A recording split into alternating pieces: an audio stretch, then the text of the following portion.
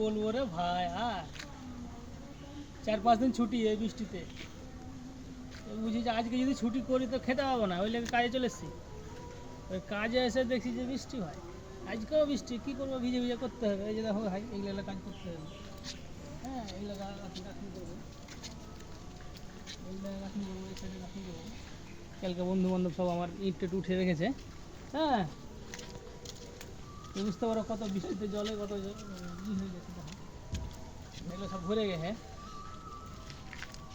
এত বৃষ্টিতে কাজ করতে হয়েছে ভাই, বলো কী অবস্থা আমাদের। হ্যাঁ, কতদিন ছুটি করবো আর বলো।